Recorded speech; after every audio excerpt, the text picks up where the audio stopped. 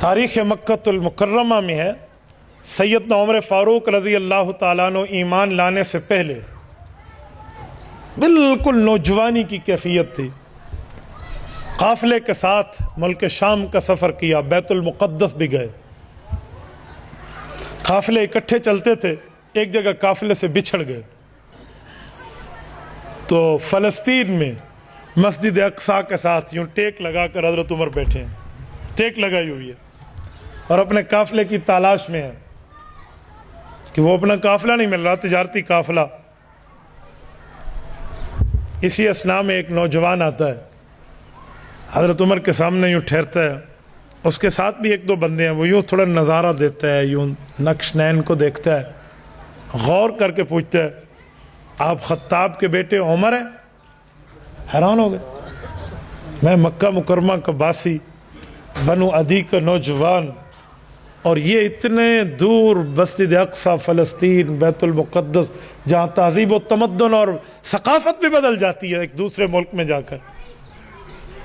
کہا جی ہاں، میری مہمانی قبول کرو گے؟ بھائی آپ کیا مہمانی کی بات کر رہے ہیں، میں اپنی پریشانی میں بیٹھا ہوں. کیا پریشانی ہے آپ کو؟ میرا قافلہ مجھ سے بچھڑ گیا ہے، میں اپنے قافلے سے دور ہو چکا ہوں، میں نے اپنے قافلے کے پاس پہنچنا ہے. کون سا قافلہ تھا آپ کا؟ نشانیاں دی. کہا جی ہاں، وہ قافلہ تو نکل چکا ہے، میں اسے دیکھ چکا ہوں. تو کہا بس یہ مہمانی کر لے، مجھے اس قافلے تک پہنچا دے. کہا میرے پاس ابلک نسل کا بہترین تیز ترین سری گھوڑا ہے، تمہیں اس گھوڑے پہ بٹھا کے چھوڑا ہوں گا، لیکن شرط ہے میری دعوت قبول کرو گے. ٹھیک ہے بھائی، اب تیری دعوت ہی قبول کرنی ہے تو ٹھیک، چلیں گا. چلو گھر پہنچے ہیں، دعوت ہو گئی ہے، کھانا کھلا لیا. اس کے بعد جو اس زمانے کی دستاویز لکھی جاتی تھی، جو اس زمانے کے اسٹیمپ پیپر ہوتے تھے، وہ اٹھا کے لایا. تو حضرت عمر فرماتے ہیں میں حیران ہوں، کیا کاغذ لے کر آئے؟ کہا یہاں ایک بات تو لکھ دو. کہا کیا لکھ دو؟ کہ جب تو اس علاقے کا حکمران بنے گا تو میری زمین پر ٹیکس نہیں لگائے گا. بھائی کیا مذاق کرتا ہے. میں خطاب کا بیٹا اونٹ چراتا ہوں، کوئی اونٹ چرانے میں اونٹ رہ جائے تو ابو تھپڑ مارتے ہیں، تو نے کیسے اونٹ چرائے ہیں، تجھے اونٹ چرانے نہیں آتے، تو میرے ساتھ مذاق کر رہا ہے. بھائی وہ گھوڑا نکال اور مجھے اپنے قافلے میں چھوڑا. کہ مذاق ہے؟ اچھا مذاق میں لکھ دو. تھوڑے حیران ہوئے، کیا بات ہے،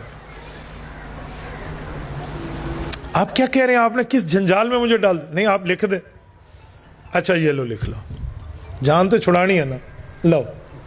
اس نے بڑے طریقے سے اسے بند کیا اور بڑے حفاظت سے رکھا. کہا چلیں. گھوڑا نکالا اور ابلک گھوڑے بٹھایا اور تیز ترین گھوڑا بھگاتے ہوئے ایک منزل پہ جا کے اس نشانی والے قافلے تک پہنچا دیا. تو حضرت عمر پہنچ گئے. بات آئی اور گئی ہو گئی. وقت گزرتا گیا گزرتا گیا گزرتا گیا. اعلان نبوت ہوا ہے. حضرت عمر دشمن رسول اول درجے کے شروع میں بنے ہیں. پھر سر لینے کے لیے سب نے انہیں بہادر بنایا، خود کو بزدل بنایا. ہم سے کچھ نہیں ہوتا، تجھ سے سب کچھ ہوتا ہے، تو جا. یعنی خود نو ہجڑا منے ہے نا سارے نے، تو ہی جا نا. ابو جہل اینڈ کمپنی نے، ہم نہیں چل سکتے، آپ جاؤ. رب نے منوایا کہ تم میں ان جیسا کوئی نہیں ہے. تو یہ سر لینے گئے ہیں، اصل سر دے کر آئے ہیں. معاملہ کچھ اور ہے. ایمان لے آئے ہیں، معاملہ چل پڑا ہے، حتیٰ کہ ہجرت ہوئی ہے، مدینہ منورہ پہنچ آئے ہیں. بات حاشیہ ذہن سے بھی نکل چکی ہے. رسول اللہ دنیا سے رخصت ہوتے ہیں، حضرت ابو بکر امیر المؤمنین بنتے ہیں.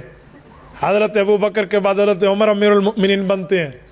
22 لاکھ مربع میل پہ اسلامی پرچم لہرا رہا ہے، لیکن بیت المقدس کا فتح ہونا ابھی باقی ہے. بیت المقدس فوجیں پہنچی ہیں. جنگ کے بجائے وہاں کی پادریوں نے کہا کہ اگر لڑائی کے بجائے امن میں ہم ایک دوسرے کو کچھ سمجھا لیں. کہا جی بہت اچھا، ہم تو لڑائی سے پہلے کی بات سمجھنے اور سمجھانے کی بات کرتے ہیں. کہا جی ٹھیک ہے، پھر ہماری شرط ہے ہم بغیر کسی جنگ کے آپ کو چابیاں اس مسجد کے حوالے کریں گے اگر تمہارا حکمران وقت ہمارے پاس آ کر ہمارے سوالات کا جواب دے. کہا بہت زیادہ. کہا جی بالاسرار. کہا اچھا میں مدینہ منورہ لکھ کر بھیجتا ہوں. وقتی طور پہ جنگ بندی ہو گئی. وہاں کے کمانڈر ان چیف نے لکھ بھیجا ہے. حضرت عمر فاروق رضی اللہ عنہ کے پاس آئی ہے بات. حضرت عمر فاروق رضی اللہ عنہ یہاں سے تیار ہیں اور یہاں سے سفر پہ جانے کے لیے ساتھ اپنے غلام قلی اسلم ایک تابعی ہے نا زید ابن اسلم رضی اللہ، یہ ان کے بیٹے ہیں، اسلم حضرت عمر کے ساتھ ہے، اور یہ ایک سواری رکھی اور چل پڑے،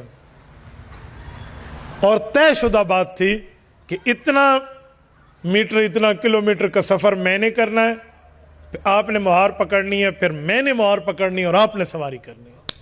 کیا سرونٹ اور کیا خادم! ایسے ہی معاملہ چلا حتیٰ کہ وہاں پہنچے۔ جب وہاں پہنچے تو وہ اتفاق یہ ہوا کہ حضرت عمر فاروق کی باری تھی مہار پکڑنے کی۔ غلام نے کہا حضرت اتھے تے مان لو نا، ادھر تو مان لینا، مجھے نیچے آنے دے، سامنے وہ لوگ ہوں گے، آپ اوپر آ جائیں۔ کہا انصاف انصاف ہوتا ہے، آپ اوپر بیٹھو۔